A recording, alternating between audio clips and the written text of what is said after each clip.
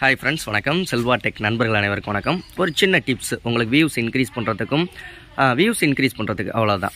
என்ன டிப்ஸ்னா நீங்கள் டைட்டில் போடையில் நிறைய பேர் செய்யக்கூடிய தப்பு என்னென்னா டைட்டில் ரொம்ப லென்த்தாக எழுதுறது. 100 எழுத்து வரைக்கும் எழுதலாம். அது மேக்ஸிமம் ஒரு 30 to 40 எழுத்துக்குள்ளே முடிக்கிற மாதிரி பார்த்துக்கோங்க. அப்போ தான் ஐ கேச்சிங்காக இருக்கும். ரெண்டாவது விஷயம் என்னென்னா நம்ம டைட்டில் தம்ப்நெயில் எல்லாம் கொடுக்குறோம்ல, ஒரு வீடியோ மேக் பண்ணுறோம், அது டைட்டில் தம்ப்நெயில் இதுதான் இந்த விஷயத்தை தான் நம்ம வீடியோ போட்டிருக்கோன்னு சொல்லுவோம். இந்த சொல்கிற விஷயத்தை வீடியோ ஆரம்பிக்கிற ஃபஸ்ட்டு 30 செகண்டுக்குள்ளே சொல்லவே சொல்லாதீங்க.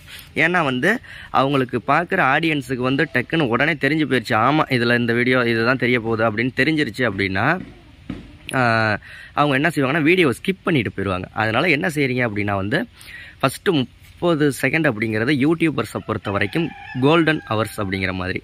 ஏன்னா அந்த ஃபஸ்ட்டு 30 செகண்ட் ஸ்கிப் பண்ணாமல் பார்த்துட்டாங்க அப்படின்னாலே நமக்கு ஒரு நல்ல வியூஸ் கிடைக்கும், ஆடியன்ஸ் ரெடென்ஷேஷன் அதிகமாகும்.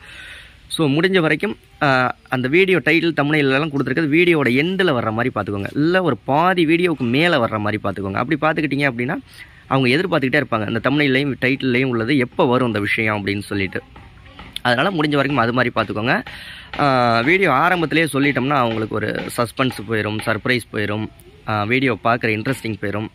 நீங்கள் இது வரைக்கும் இது மாதிரி செஞ்சுருக்கீங்களா அப்படின்ட்டு கீழே கமெண்ட் பண்ணுங்கள். அடுத்த வீடியோவில் சந்திக்கலாம். நன்றி, வாழ்க தமிழ். நம்ம மெம்பர்ஷிப்பில் ஜாயின் பண்ணலன்னா கீழே ஜாயின் பட்டன் இருக்குது, ஜாயின் பண்ணி சேனலுக்கு சப்போர்ட் பண்ணுங்கள்.